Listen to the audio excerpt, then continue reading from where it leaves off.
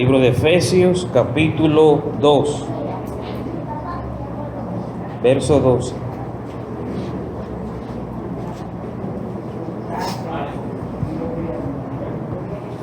Efesios, capítulo 2, verso 12.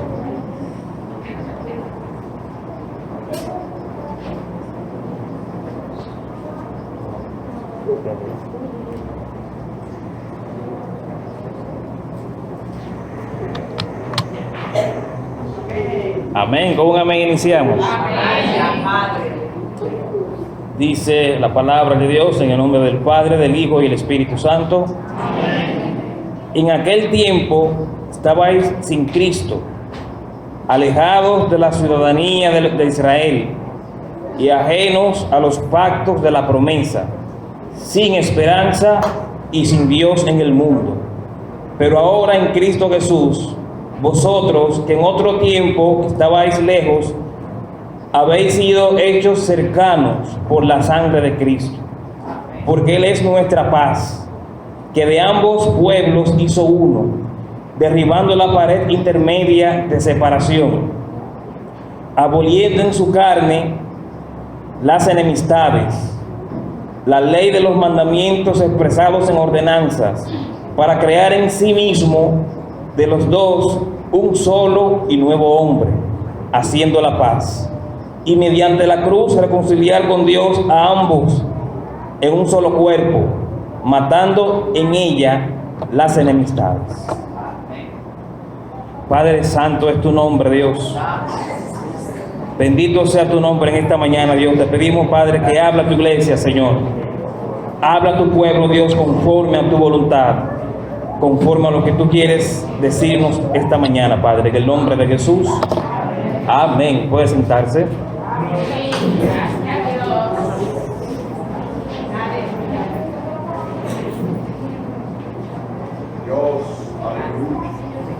Ven, vamos a hablar en esta mañana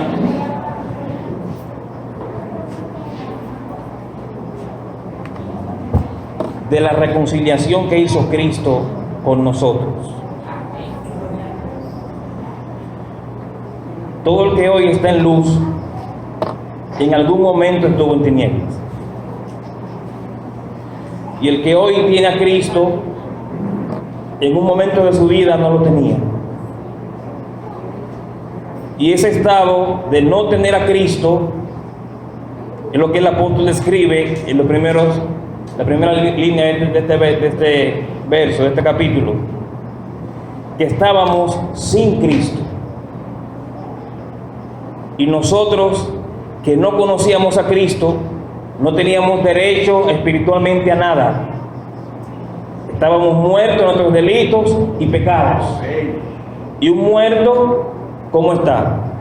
Bueno, los muertos no hablan, los muertos no se quejan, los muertos no preguntan, los muertos simplemente están muertos. Y ese estado describe el apóstol que era el que teníamos nosotros antes de conocer a Cristo. Estábamos muertos. No teníamos esperanza de una vida plena en Dios porque no teníamos a Dios. No teníamos esperanza de una nueva vida en Cristo porque no teníamos a Cristo. Y no solo que estábamos muertos, también estábamos lejos de Dios.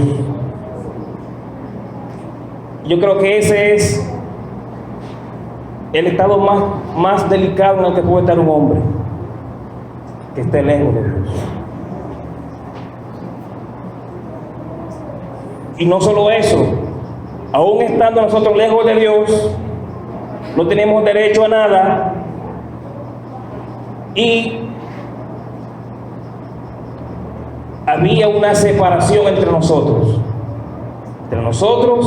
y Cristo. De tal manera que el que hoy conoce a Dios, en un momento tenía como padre a otra persona que no era Dios. No teníamos ciudadanía, y todo el que está aquí tiene una ciudadanía, o es dominicano o es de otro lugar. Y el que tiene una ciudadanía se identifica con ella. Tiene una cultura, tiene un idioma, tiene un lenguaje, tiene una costumbre. Y todas esas cosas hacen que uno se sienta contento cuando llega a un sitio y encuentra dominicano. Si uno sale del país y donde llega encuentra un dominicano, uno se siente en confianza, porque encontró una persona que es de tu misma ciudadanía. Pero nosotros, como estábamos lejos sin Dios, no teníamos patria, no teníamos un lugar a donde morar, no teníamos la esperanza de ir a un lugar mejor, porque no teníamos al rey de ese lugar, que es Dios. También estábamos ajenos a los pactos de la promesa. Y Dios ha hecho pactos con muchas personas. Dios hizo un pacto con Adán y le entregó toda la creación. Luego de ahí está el pacto de Dios con Noé. Cuando el diluvio, Dios hizo un pacto con Noé, le dijo: ya no voy a destruir la tierra con agua. O sea que por más que llueva, el agua no va a destruir la tierra, porque ya Dios hizo un pacto con Noé, que la tierra no será destruida con agua.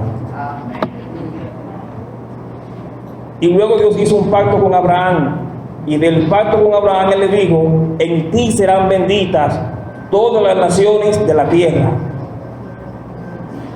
Y en ese pacto es de donde viene la salvación. Pero todas estas personas que yo mencioné y muchos otros más, ninguno son dominicanos. Todos son judíos. Abraham, Moisés, Noé, David, todos son que no son dominicanos. Por lo tanto, las promesas, quienes las reciben son los judíos. Pero esas promesas que recibieron ellos pasan a todo aquel que cree en Cristo Jesús.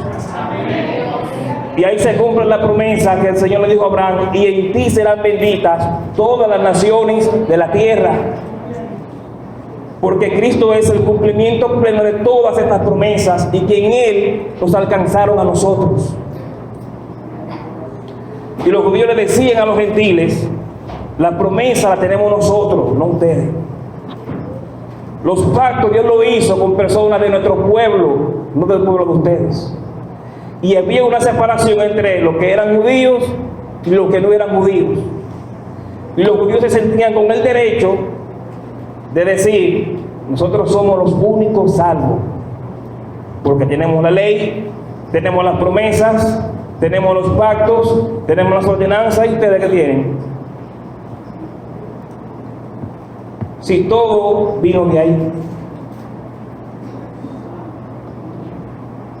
Pero precisamente eso es lo que el apóstol Pablo trata de explicarnos en este capítulo: que aunque nosotros no somos judíos, aunque no recibimos los pactos que ellos recibieron, aunque no recibimos las promesas que ellos recibieron, pero ahora en Cristo Jesús tenemos derecho a todas esas promesas. A todos esos pactos, a esa promesa de salvación que recibieron ellos, hoy también son de nosotros.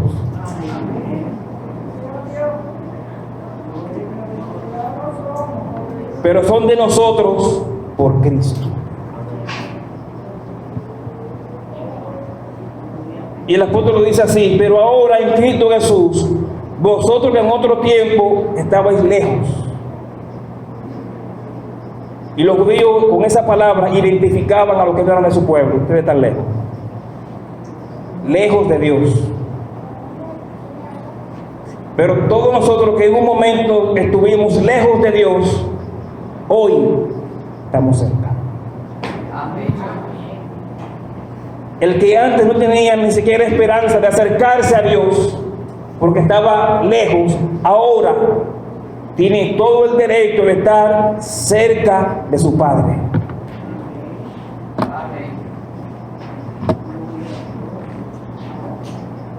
Pero ¿qué ocurrió que nos acercó a Dios? Y está: habéis sido hechos cercanos por la sangre de Cristo. La única sangre que tiene poder para dar vida. La única sangre que tiene poder para transformar la vida de una persona. La única sangre que tiene poder para renovar y dar salvación al hombre es la sangre de Cristo. Y es el único medio que al hombre que está lejos de Dios lo acerca.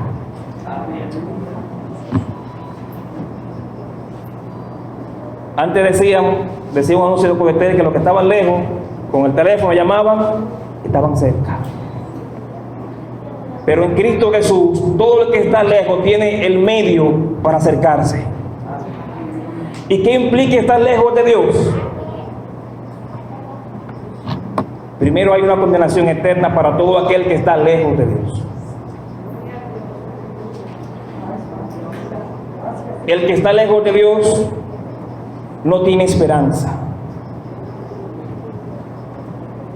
porque Él es nuestra esperanza. Es que está lejos de Dios, vive una vida en tinieblas, que no ve la luz que lo conduce a la verdad, que no puede ver el camino que lo saca de la situación en la que él está, porque está como en tinieblas. Y el que está en tinieblas, como dice Juan, oculta sus obras porque son malas.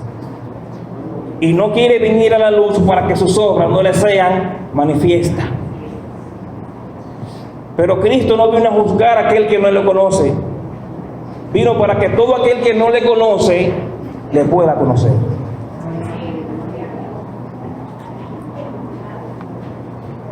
Por tanto, la sangre de Cristo es la sangre más preciada que existe en el mundo. Porque es la única sangre que hace cosas que ninguna otra sangre la puede hacer. Usted puede donarle su sangre a otra persona y se la pone y ese sigue su vida normal. Su sangre no tiene ningún efecto en la vida de esa persona, aunque se ponga la sangre azul. Pero la sangre de Cristo, como no es la sangre de un hombre común y corriente, tiene poder. Como no es la sangre del Hijo de María, sino la sangre del Hijo de Dios, tiene poder para renovar, para restaurar y para acercarnos a nosotros a Dios. Y Pablo también nos explica aquí que la paz del creyente no es la cosa que nosotros podamos conseguir. Puso hierro, una puerta bien segura, una pared que nadie ve de afuera, está ahí bien resguardado, puso cámara. Pero dice el apóstol Pablo que nuestra paz es Cristo. Que Él es nuestra paz. Que aunque podamos conseguir todas las cosas del mundo, nada de eso produce paz en el hombre. Porque el único que produce paz es Cristo.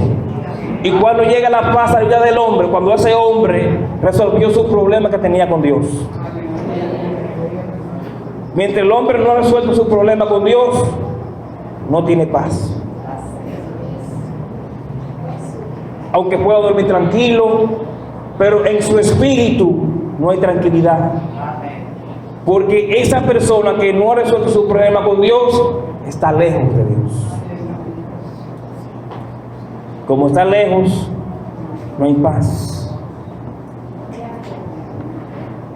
¿Y cómo Cristo entonces resuelve este problema que había entre judíos y gentiles? Que cuando comienza a avanzar la predicación del Evangelio, se dividieron y muchos judíos iban a congregaciones gentiles y causaban división y causaban problemas. Y algunos de ellos fueron y hasta apedrearon a Pablo en una iglesia donde estaba predicando. Pero precisamente quien nos explica este problema es uno que era judío, que él vivió todas estas cosas. En el libro de Gálatas hay un ejemplo de que el apóstol Pedro comía con los gentiles cuando no estaban ahí los judíos. no están aquí los hermanos, hago esto. Pero cuando llegaban los judíos, no comía con los judíos.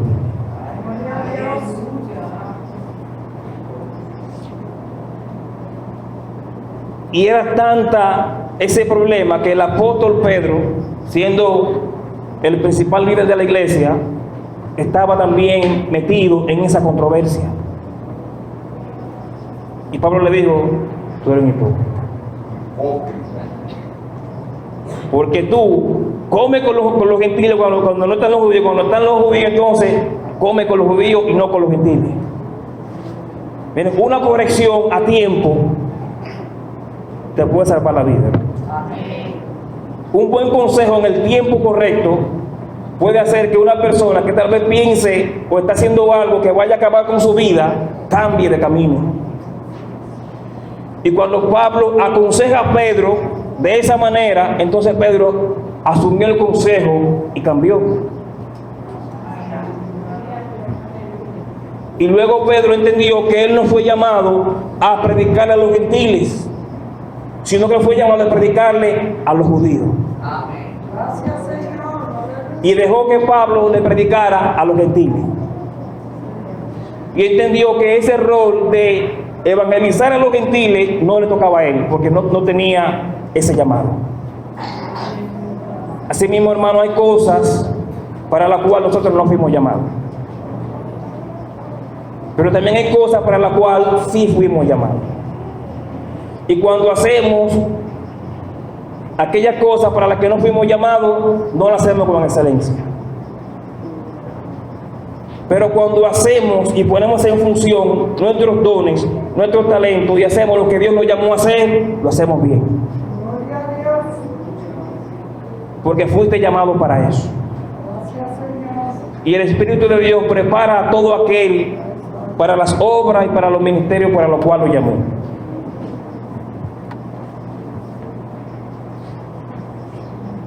De ambos pueblos hizo uno.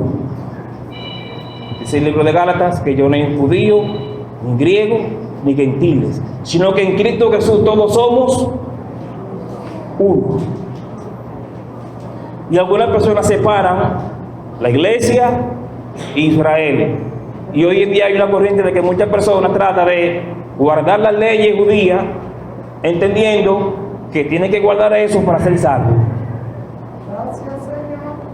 Y muchos han escuchado que hay muchos evangélicos que ya no dicen Jesús, dicen Yahshua. Que muchos no te dicen Dios, dicen Hachén, que Hachén te bendiga. Baruch Hachén Elohim, que Dios te bendiga. Y mucha gente entiende que guardando las cosas judías se acerca a Dios. Pero lo que realmente nos acerca a Dios no son los mandamientos judíos, ni las fiestas, ni las ordenanzas, es Cristo.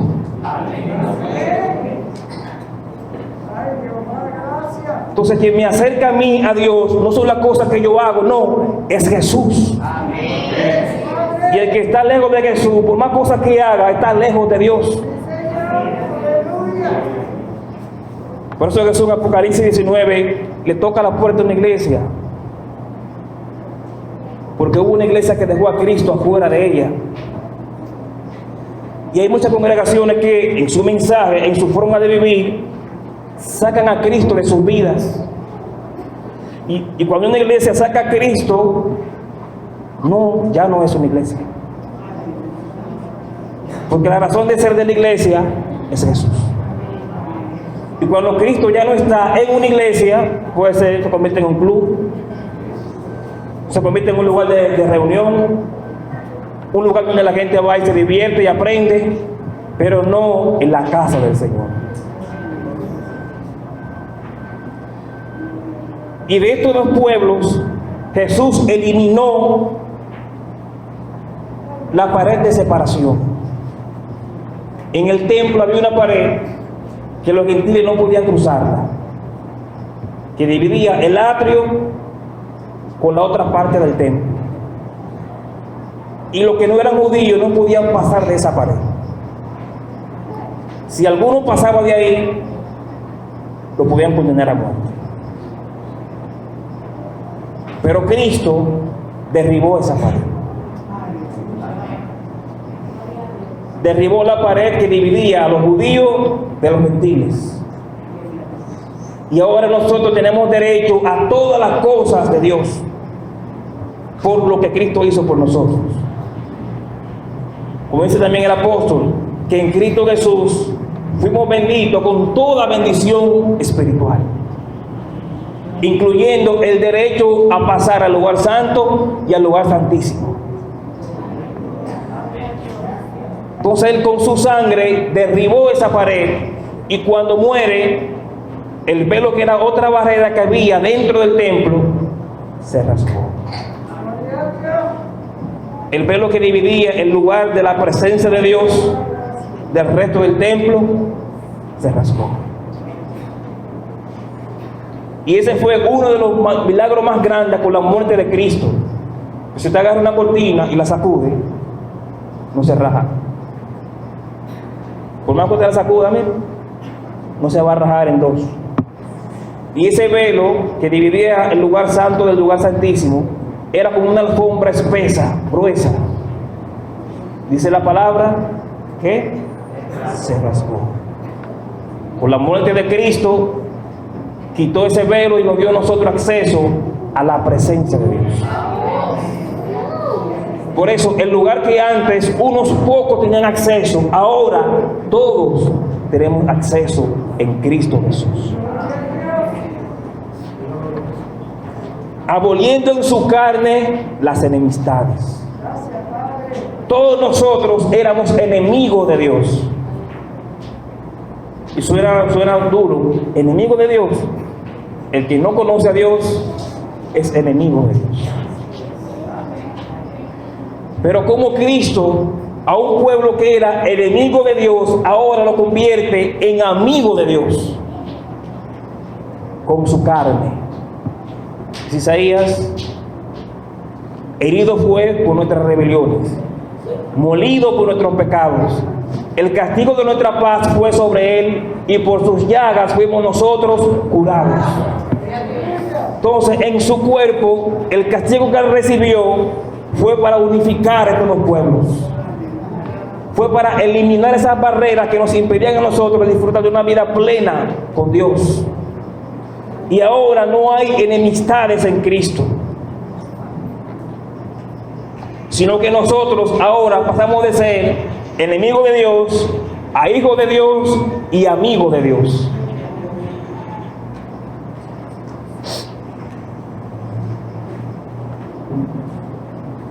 La ley de los mandamientos expresados en ordenanza para crear en sí mismo de los dos un solo y nuevo hombre, haciendo la paz.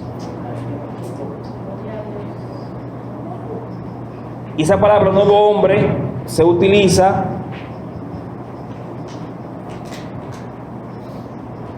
para referirse a una persona que ha sido transformada. Entonces, todos nosotros, cuando conocemos a Cristo, Él creó en nosotros un nuevo hombre, una nueva persona, un nuevo ser, con una mente diferente, con pensamiento diferente, con un propósito de vida distinto. Y ese nuevo hombre somos nosotros en Cristo. Pero el nuevo hombre siempre será perseguido por el viejo hombre. El nuevo hombre, mientras estemos aquí en la tierra, será perseguido por el viejo hombre. Y esa batalla entre el nuevo y el viejo es lo que todos los días tenemos que librar, que es la batalla entre la carne y el espíritu, entre el hombre nuevo y el hombre viejo. El hombre nuevo quiere hacer todas las cosas que honran a Dios, pero el hombre viejo quiere hacer todo lo contrario. Uno quiere orar, el otro no quiere. Uno quiere venir a la iglesia, el otro no coja para allá. Hay una película muy buena hoy. Uno quiere hacer las cosas bien, el otro la quiere hacer mal.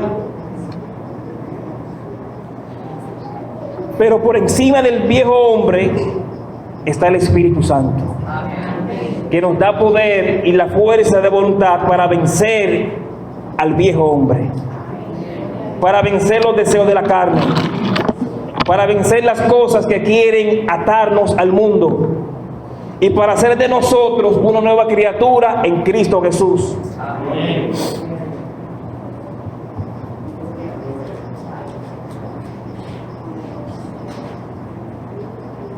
Por último, y mediante la cruz reconciliar con Dios a ambos. ¿Qué instrumento usó Jesús para reconciliar a nosotros con Dios? La cruz. Pero no la cruz física, porque la cruz simplemente un palo. Porque el poder no está en la cruz. El poder está en quien murió en la cruz. Ese es todopoderoso. Y la sangre que Él derramó en la cruz es la que tiene poder para librar a nosotros de las artimañas del maligno. Y para hacer que nosotros ya hoy no tengamos una atadura al pecado. Porque somos libres del pecado por su sangre.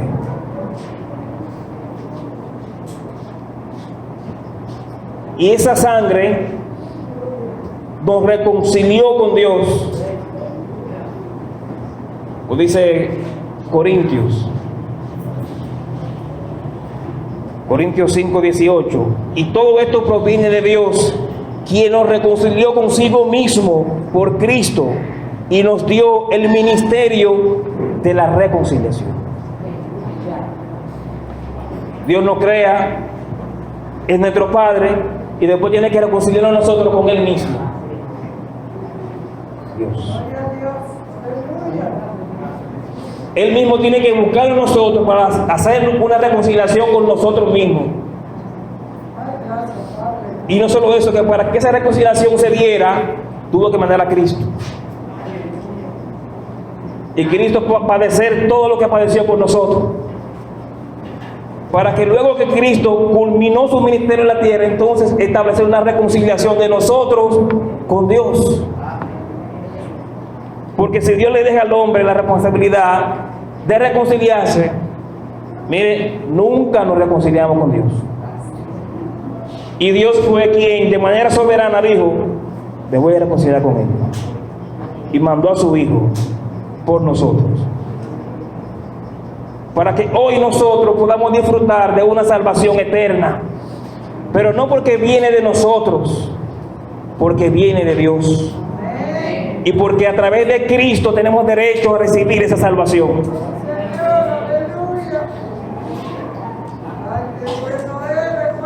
Y en Cristo mató las enemistades. Ya no hay distinción entre un pueblo y otro. Delante de Dios no hay privilegiado. No, delante de Dios el salvo es el que cree. No el que es judío, ni el que practica las costumbres judías, porque Dios mandó a su Hijo para todo aquel que en Él cree, no se pierda, mas tenga vida. Entonces ahora la condición única es creer. Antes había que guardar ordenanza, luna nueva, fiesta de los tabernáculos, fiesta de los panes de levadura, la fiesta de Pentecostés, la fiesta de la cabaña. Pero ahora, cuando yo digo creo en Cristo, usted tiene todo el derecho a ser salvo. Por tanto, los que estamos aquí somos la congregación de los justos, el pueblo adquirido por Dios, una nación santa, un real sacerdocio, llamado a mostrar las virtudes de aquel que nos llamó de las tinieblas a la luz admirable. Ya no somos cualquier cosa, Porque ya no estamos lejos de Dios, ahora estamos cerca. Padre, gracias te doy, Señor. Gracias te doy, Padre, en esta mañana, por la que nos diste, Dios. Ayúdanos, Señor, a apreciar lo que Cristo hizo por nosotros.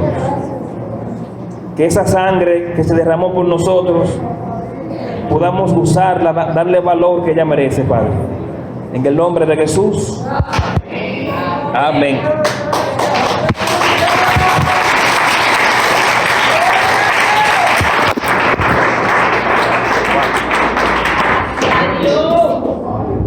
De esta manera Dios nos ha hablado en esta mañana.